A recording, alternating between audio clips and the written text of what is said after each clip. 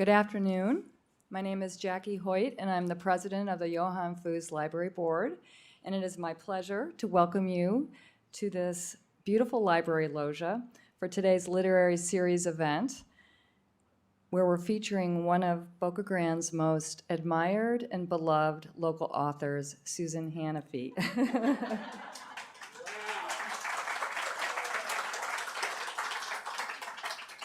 It's hard to believe that Susan's talk today is our 8th and final literary series event of the season. Time has just gone so fast. We're delighted that you're all here today, along with many of you who have chosen to be participating via our live stream service. Before I tell you about Susan, I want to make sure all of you know and are aware that we are hosting a very, very special event 1 week from today. We are featuring cutting-edge journalist and author Leslie Stahl at our very first luncheon, Authors Luncheon. We are thrilled that famed newsman and author Tom Brokaw will also be there introducing Leslie. The event will be held at Gasparilla Inn. If you would like more information about the luncheon, you can speak to any of our board members or foundation staff. We don't want you to miss this amazing luncheon. Now, on to Susan Hanafee. Susan is quite an accomplished woman. She's an award-winning former journalist whose career as a reporter for the Indianapolis Star spanned 3 decades.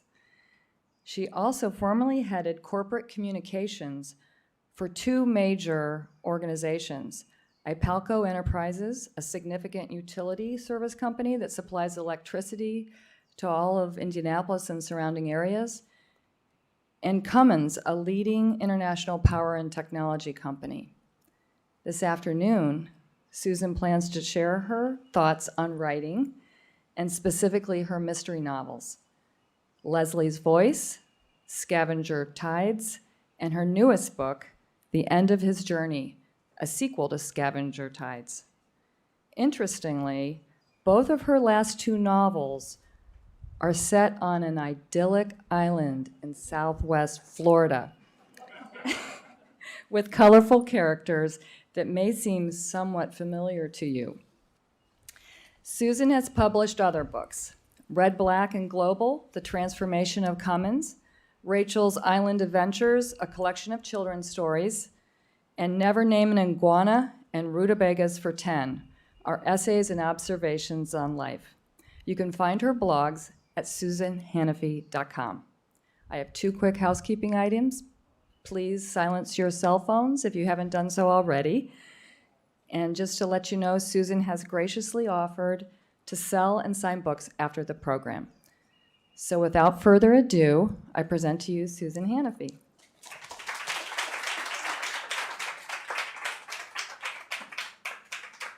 I haven't silenced my cell phone yet. Excuse me while I do that. So this is like having a cocktail party with all your friends, but we don't have any wine or appetizers here because I feel like I know almost everybody here and have great admiration and love for all of you. So anyway, I didn't really have a theme for my talk today. So I found something that I think is appropriate. It's a t-shirt that I wear every once in a while. If you can't see it back there in the back, it says, "Be careful, or you could end up in my novel." So knowing that that is our theme today, it's appropriate for me to begin by telling you about a friend of mine who lives on the island, who I won't name. But he brokers expensive art and is an interesting fellow with a lot of stories to tell. And I seem to recall that he was involved in detecting a Frida Kahlo forgery some years ago. And it's rumored that he had something to do with the sale of the banana with a piece of duct tape over it. So anyway, a while back, I started noticing that whenever he would see me, he would turn around and head the other way. And I thought, maybe, what did I do? So we were at a cocktail party at Bill and Katie Caldwell's house, and I said to him, "Do you have any good stories for me?" He said, "I am not talking to you." He said, "Unless the topic is weather." Definitely not art. So I was right, he had been avoiding me. And why is that, I asked innocently. He said, because you will put what I tell you in one of your blogs or books. And the truth was, he didn't want any notoriety of any kind, but he was right. There was a real possibility that I would do that. Because he knew me well enough to know that if I've heard a good story or a funny tidbit or have seen something that I thought was an injustice, that I have to write about it. So he had totally nailed me. Anyway, today I'm going to talk about that, not write about it. And that is, I'm going to share the background for some of my books and any tidbits that I think you might enjoy. As Paul Harvey used to say, the rest of the story. Sorry to date myself like that. Anyway, I'm going to start with my story, and you heard a little bit of it earlier, but I spent almost 30 years as a reporter for the Indianapolis Star, and then was in charge of corporate communications for two major Indiana corporations. So I used to say that I had worked for the same place that almost everybody in Indiana had worked for, those three companies. So I wrote about politics and state government. And one of my favorite stories was when the governor, Evan Bayh, asked me to inform the public that trash was coming into Indiana from New Jersey and that small community landfills would be filled in a few years. Now, this is a big deal in those little communities. I mean, when their trash landfills are full, that's it. Well, it turns out that the mafia was involved. And so whenever I would go to my car in the parking lot late at night, I would wonder, is my car going to be blowing up with me in it? But as you can see, I survived, and I'm here today to talk to you. So I was also one of the first women to cover Major League Baseball spring training games, but like the art dealer, I'm not sharing any of those stories with you. I was involved in a corporate takeover attempt that failed, but it does live on in my first novel. And I think one of my proudest moments was when I helped build a national memorial in Indianapolis to honor the recipients of the Medal of Honor. And that's the nation's highest award for valor. And those are amazing people. So I've done lots of fun stuff, and I've always been writing and meeting interesting people. And then I've been blogging down here on my website, and then I've written these 7 books. So I'm going to take you through them because that's what I'm going to do. This one was my first book, was A Modern History of Cummins, the diesel engine manufacturer. And it was not a fun book to write. It took 2 years. I interviewed 120 company people, and they all wanted to see what I had written and change it to make themselves look really good. So I call this the revisionist Cummins history. But anyway, I was writing it while I was on Gasparilla Island, and the weather was beautiful, and I was getting paid. So what did I care, right?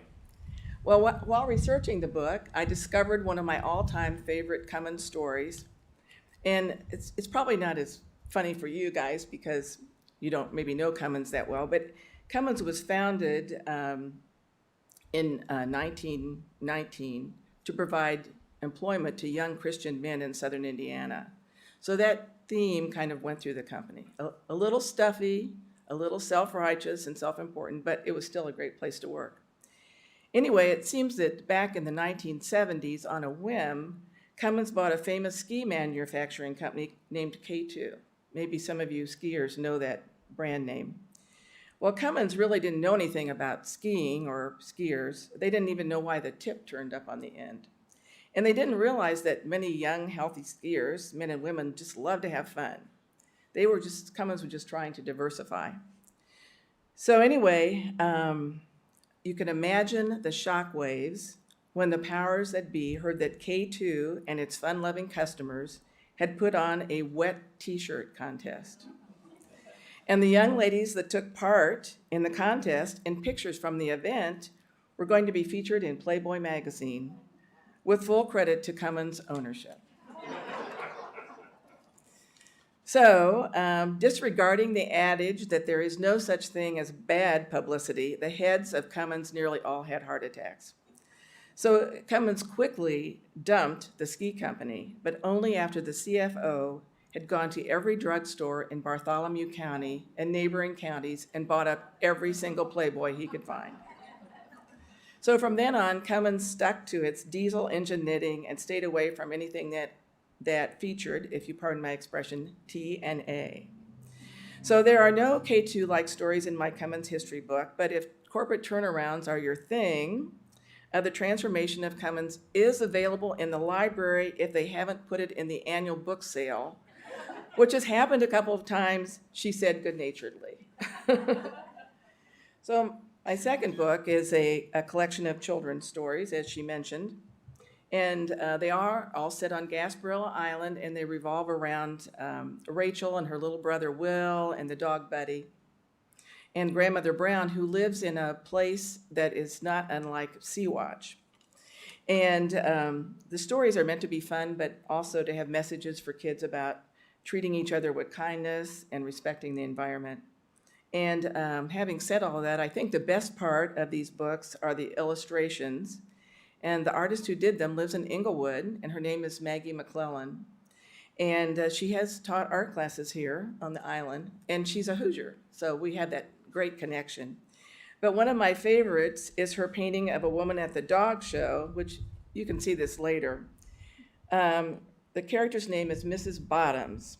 Now, by coincidence, the illustration of Mrs. Bottoms bears an uncanny resemblance to the late Dodo Hamilton, who was the winner at every dog show I ever attended. I did give Mrs. Hamilton a copy of the book, thinking she might have some reaction, but she never commented, so I'm guessing she didn't read it or she didn't see the resemblance between herself and the delightful Mrs. Bottoms, who turns out to be a really good sport when the entire dog show is upended by Rachel's badly behaving dog, Buddy. So you can get a better look at that when I'm finished. But I went from writing children's books to what I like to refer to as my dark side. And we all have one, and mine likes to emerge when I'm writing.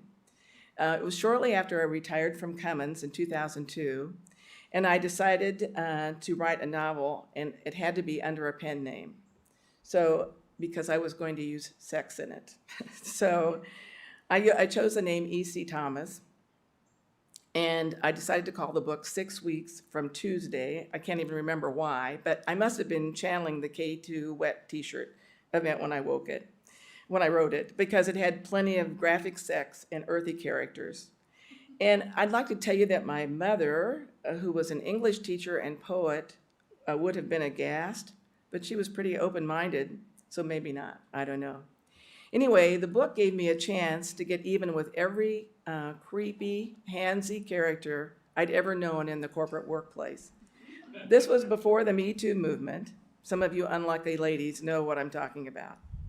And in this book, well, I don't have a copy of it anymore. It doesn't exist anymore, so if you have a copy, it's rare. Save it. It might be worth a mint at some point, because it morphed into another book, which I'll tell you about shortly. But the story stayed the same. In this book, the public relations expert, Leslie Elliott, and her boss is trying to adapt to her new boss, Brad Stewart, and he's the head of a Midwestern electric utility. Coincidence. And he takes her out to breakfast and tells her he wants to take over a neighboring electric utility and make himself the state's energy kingpin. When she agrees to join the battle, Leslie finds herself dealing with the twists and turns of corporate intrigue and a boss whose sexual aggression matches his own business ambition.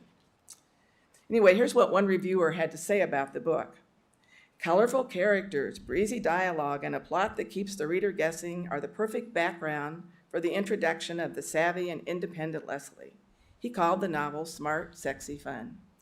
That just shows you that it doesn't hurt to have your book reviewed by a former employee who is also your friend. So here comes another story about this book, this infamous book. I was selling my children's books at Courtyard Hair when I decided to put a few copies of 6 Weeks from Tuesday on the book rack. It was a whim, you know. Who would know who wrote it is what I thought.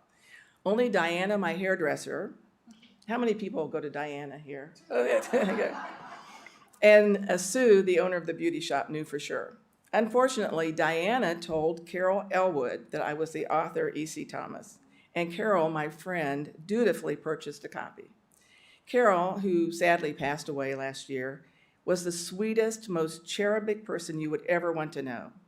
She was the leader of the church choir, pure of heart, and a real joy to be around. She sought me out in church that next Sunday. I just bought your book and I can't wait to read it. I was like, oh no. I was horrified. I said, no, I don't think you want to read that book. It's very X-rated. She just looked at me and grinned. Later, she confessed that she barely got through it because of the sex scenes. But she did manage to hang on and read every word. And then we'd giggle about it every time we saw each other. To promote my first novel to the world, I began blogging as E.C. Thomas, a man. Then I put those blogs, little essays on everyday life, into my book named Never Name an Iguana. And, really, I have a tendency to name things. So we used to live on Tarpon, and there was this giant iguana in the front yard. He lived in the big tree. And so, of course, I had to give him a name. And then I told the landscape guy about him and said, be careful, because the landscape guy didn't like iguanas. And he said, oh, you mean the one that's smashed in the middle of the street? So that's when I realized that you should never name anything, because it breaks your heart when they get smashed in the street.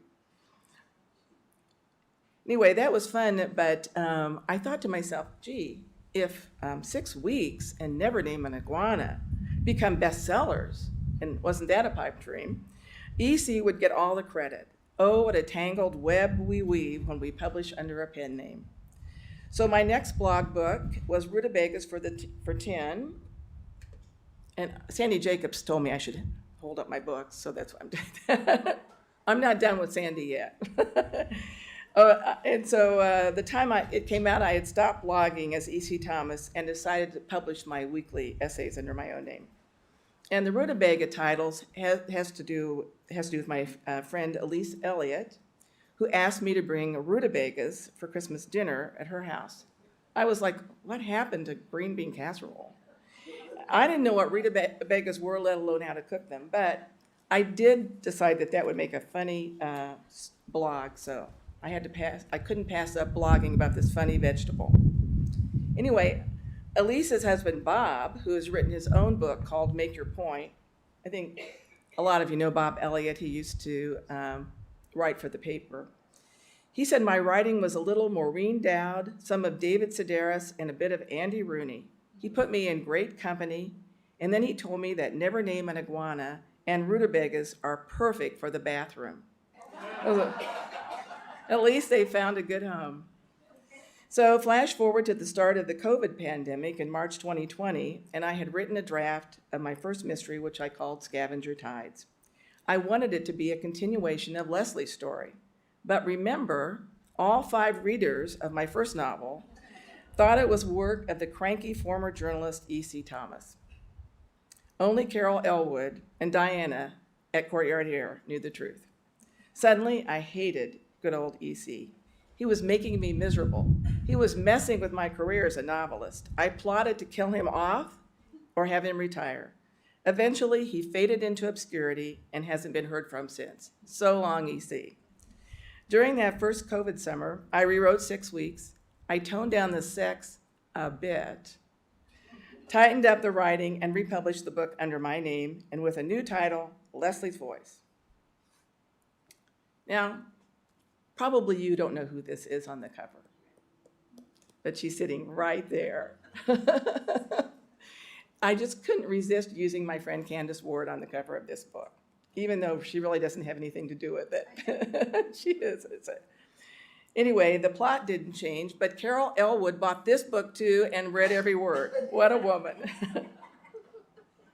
So at the end of Leslie's Voice, just as she did in 6 weeks from Tuesday, my heroine quits her public relations job and moves to an island in Southwest Florida to start her life as a mystery writer. Joining her on her adventure is another character from the first book, a reporter named Wes Avery. Okay, may I be so bold as to say that Leslie is my Sherlock Holmes and Wes is her sidekick Watson. And I learned from Sleuth Book Club, of which I'm a member, that you got to have a Sherlock Holmes and a Watson in your book. So that same COVID summer, I rewrote 6 Weeks. I also finished Scavenger Tides and wrote my former boss's biography for his family. He paid me handsomely, which made me and the IRS very happy. In Scavenger Tide, Leslie's dreams of becoming a mystery writer threatened to turn into a nightmare as buzzards lead her to a headless dog carcass in a mysterious island home, and a human body rolls in with the summer storms and then disappears, only to reappear and vanish again. Anyway, last summer I started writing the sequel to Scavenger Tides, another mystery called The End of His Journey. I gotta be honest here, I might still be writing it, but one day I asked Diana at Courtyard here, so how's my friend Sandy Jacobs doing on her new book, After the Storm? Oh, she's almost finished, she said. Oh my God, I can't have that, I thought. Since Sandy and I share a book rack at the beauty parlor, I decided I better get busy. Thanks for the boost, Sandy.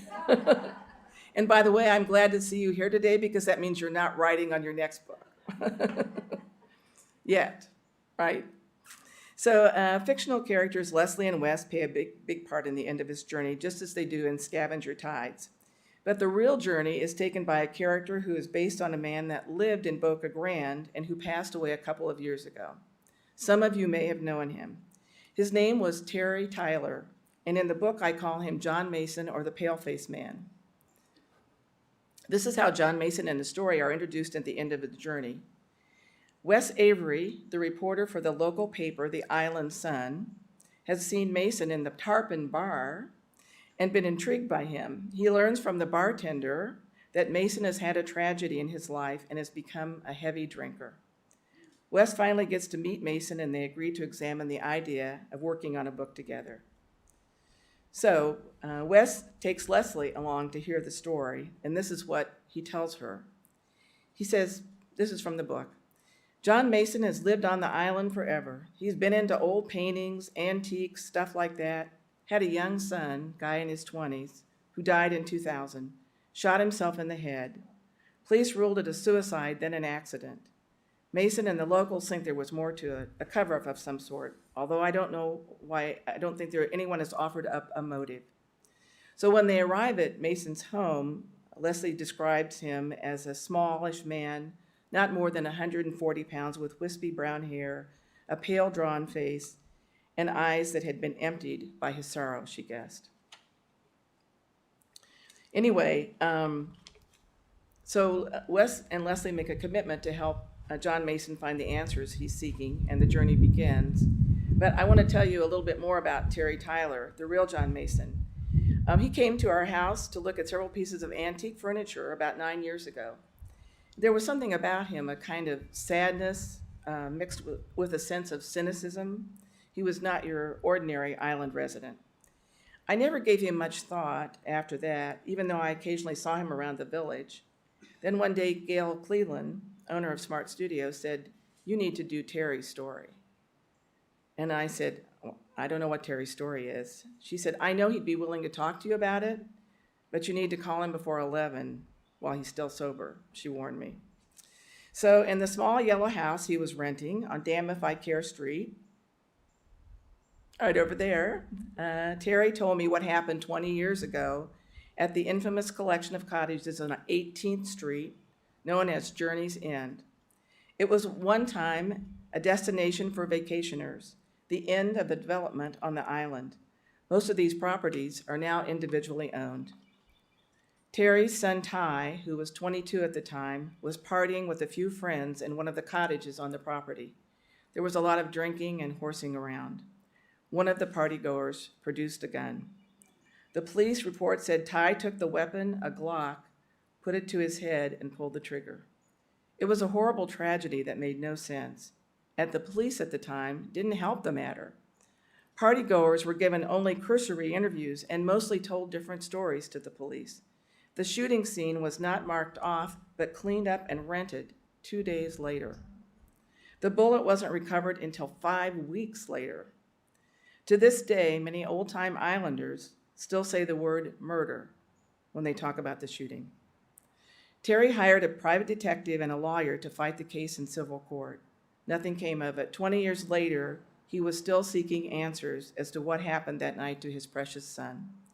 And some say, like many tragic figures, looking for answers in a bottle.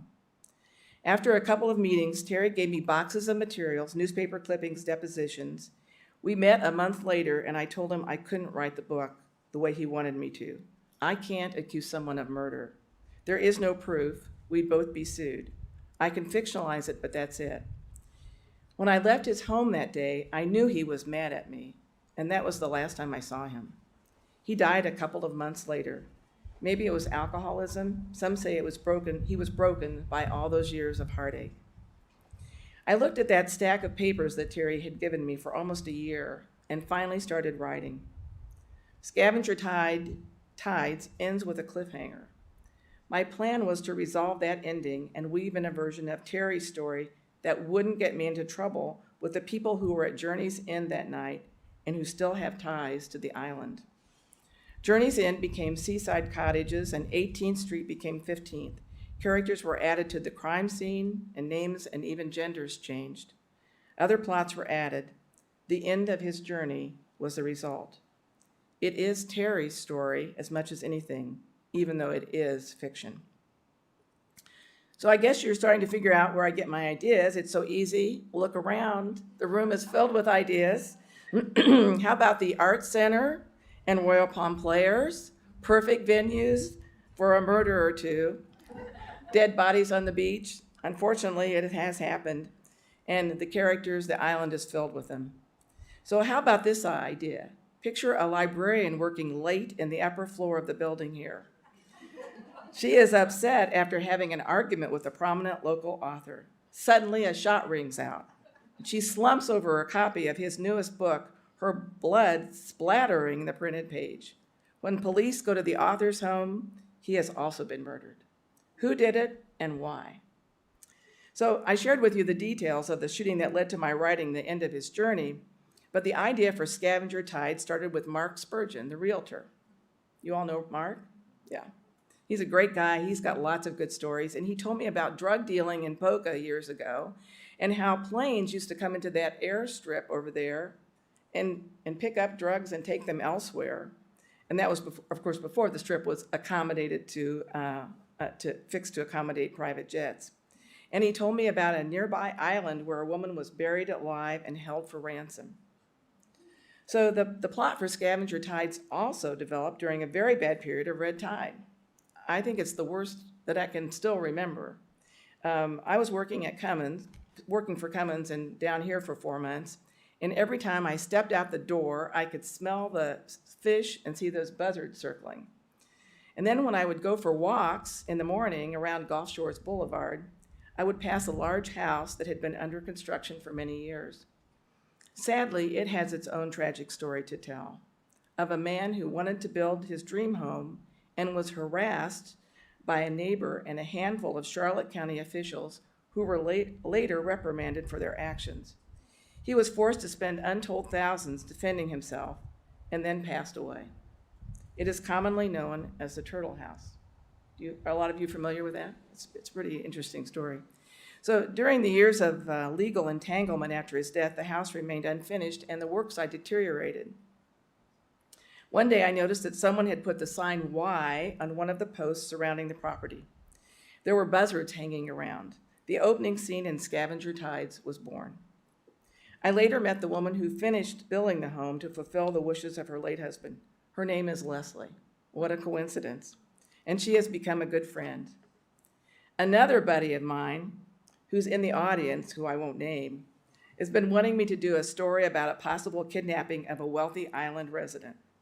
The disabling of the bridge, kidnappers coming in by boat with only a few deputies, and the gun-toting iguana hunter to stop them. I added the iguana hunter part. Anyway, I mean, he has me convinced that this is something that could happen. So, scary story, conspiracy theory, I think it could be a book down the road. As a matter of fact, I'm pretty sure it will be. So it's not just the setting, but the people that inspire me. I've used Candace in my book. Daniel Godwin, I think you all know Daniel. He's the photographer for the Boca Beacon. He was the muse for the character Randy Long in The End of His Journey. And Daniel said he was okay with being a man of few words in my novel, but being a man of few words in real life, he won't tell me what he thinks of it. So Karen Grace told me about the ghost at the Temptation, which is known as the Tarpon Bar in my books. Bobby Melvin is not the realtor in Leslie's Voice in Scavenger Tides. And Terry Seitz is not the furniture manufacturer who smuggles gold Krugerrands out of South Africa in the legs of a coffee table. Although Terry thought that was a good idea. And Bobby does say, let's make it happen. My friend Katie Caldwell is the inspiration for the attractive woman Wes Avery meets at the Tarpon Bar on Christmas Eve in the book, The End of His Journey. And in the book, her name is Bobby. Okay, I pretty much can sum up Leslie. She's perfect, the exact opposite of me. She's tall and slender and has perfect teeth and perfect hair that never blows in her face. And she loves good-looking men. And so, of course, she's a good person to write about.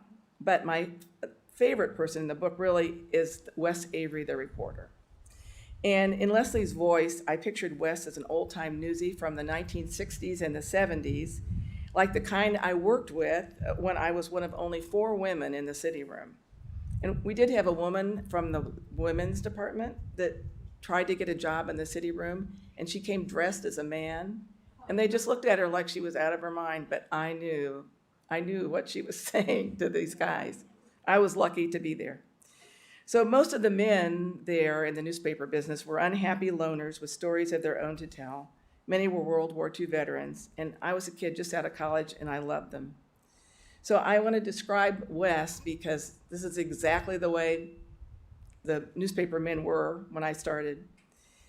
Wes had worked at the Daily News for more than 35 years. Even though it was no longer the 1940s, he was the epitome of the old-time movie reporter, the hard-drinking misfit with the press pass in his hat band and a cigarette dangling from his mouth as he wrote. Wes didn't wear a hat, and he was forced to puff away in the alley behind the newspaper's ancient building. But like the old newsies, he kept a bottle of gin in the back of the toilet in the men's room. And that's true. With the onset of the 24-hour news cycle, drinking felt even more of a necessity than in the past. When he was a young veteran, he watched the old guys die at their desk or be forced out with bitterness spewing from their lips. Wes vowed he'd never become like that, but he recognized the reality of his job. When you deal with misery on a daily basis, you will one day become miserable yourself. So besides Leslie and Wes, there are several other characters I like from my 3 novels. I hope you will too. I particularly like Ruth, the mother. She says whatever comes to her mind, no matter how shocking, and I think I'm sometimes like that too. And then there's some longtime island residents, and their humble home is being threatened by people who want to put in a big mega mansion, as they like to call them. And the handsome fisherman, Frank Johnson, there always has to be a handsome fisherman in your Florida books. And then we have the bad boy Thompson cousins from Canada, and Deputy Bruce Webster and his boss, Sheriff Harry Fleck. So my next book is very appropriately going to be called Winds of Presence.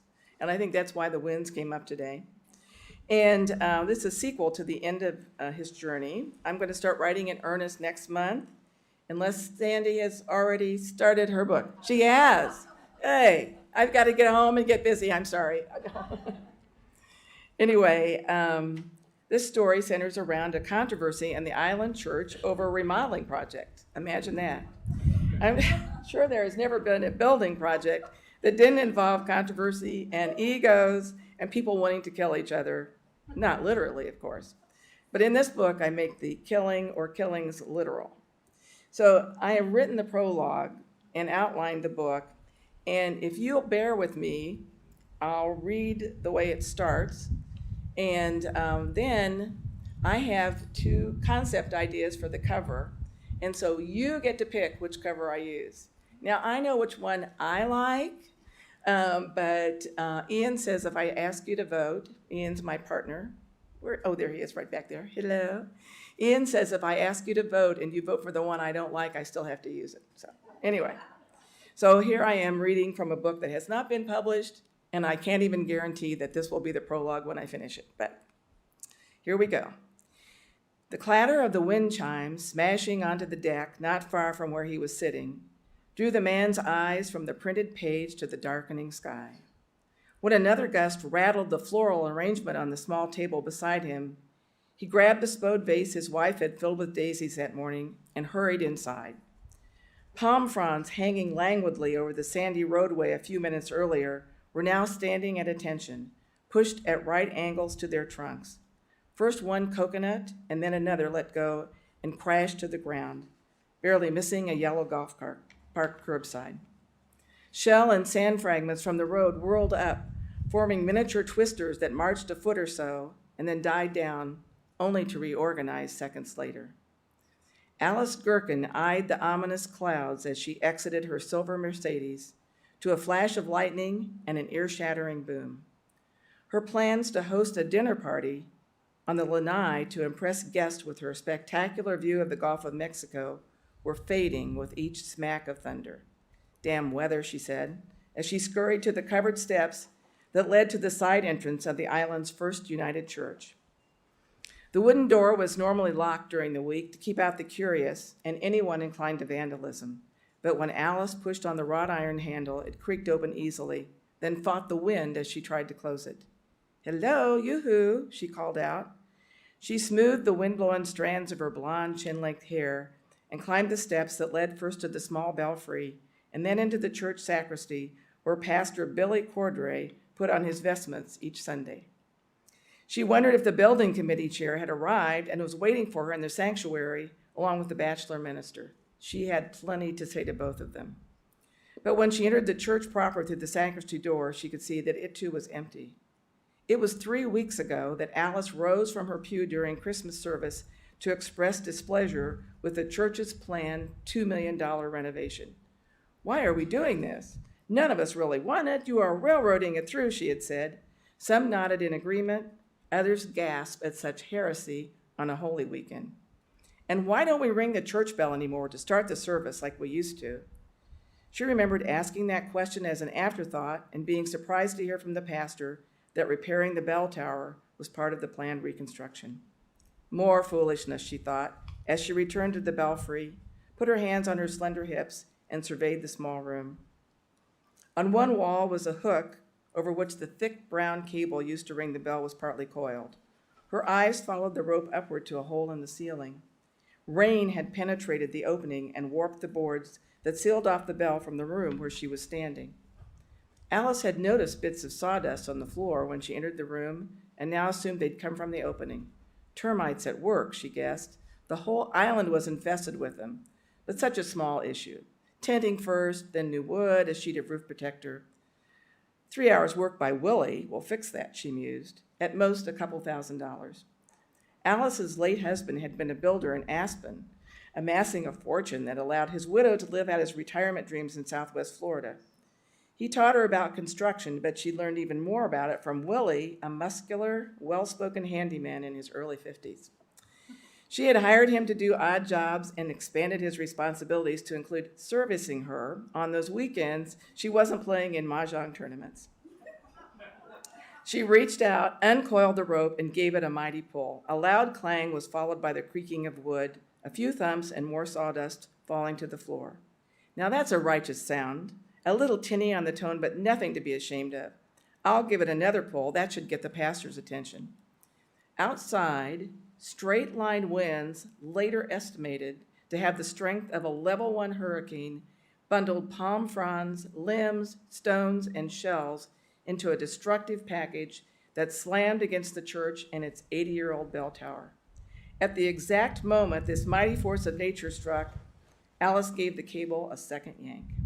The tower groaned and shifted, the sound of wood straining, then snapping as the 400-pound bell was released from its restraints, could be heard several blocks away.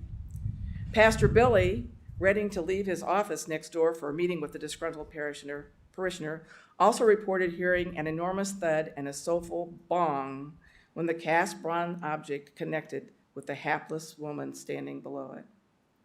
Whether Alice Gherkin made any noise when she was obliterated by the massive bell was left for islanders to speculate about at the cocktail party held in her honor several weeks after her untimely death. So that's where the mystery begins.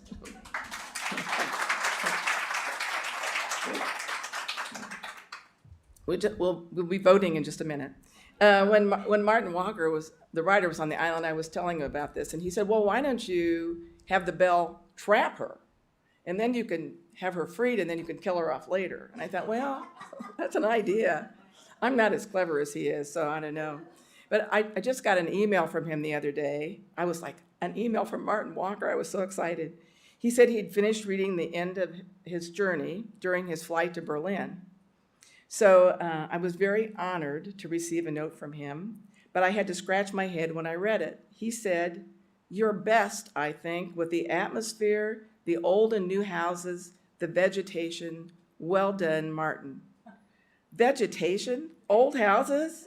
What about my amazing plot and the terrific characters? Listen, I'm not complaining. A well done from Martin Walker. It makes me feel good whether he actually liked the book or not. So, okay. Candace, are you helping me? Sue's helping me. No, Sue's helping me on this. Candace gets to be on book covers. Sue gets to help. Okay, so my friend Rob Bark, I actually met him on Facebook. He's a member of the Cloud Appreciation Society. And it was his photograph on the end of his journey. It was a perfect cover. So he sent me two that we're going to vote on today. Sue, you walk around and show them, and then we'll do a showing by hands. This is number 1, and this is number 2. Okay.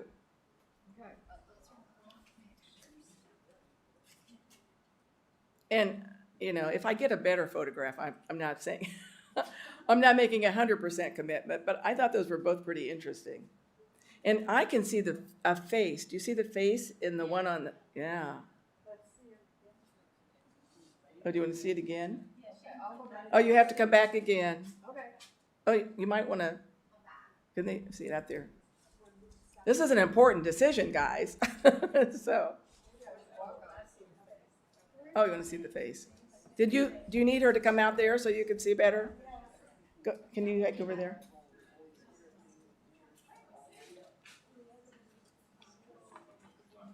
So while she's doing that, before we take our vote, I'd like to thank my partner Ian Rogerson, who suffers through my half-baked ideas and occasional blogs. He has to listen to all of them. I have to read them to him. He nods. I know he thinks I'm outrageous, but he puts up with it. He's a great guy, and I am so happy to have him in my life.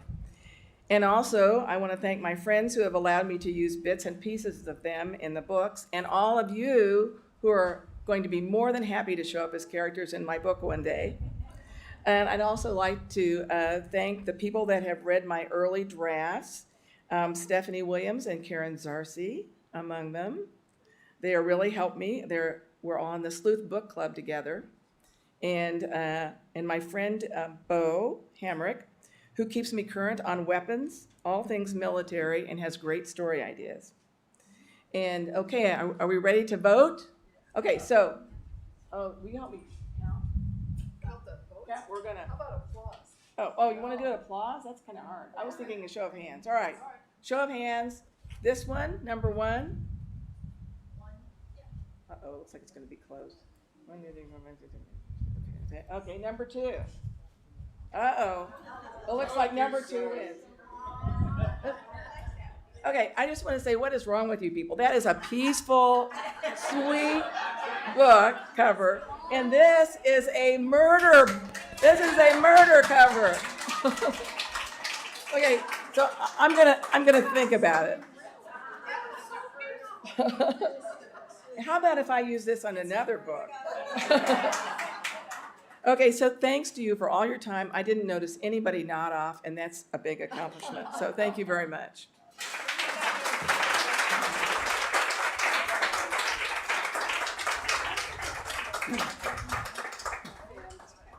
Susan, want to entertain questions? Oh, sure. Does anyone have any questions for Susan? Wait a minute. We need it on the microphone because people are watching at home. How many times do you rewrite something like the prologue?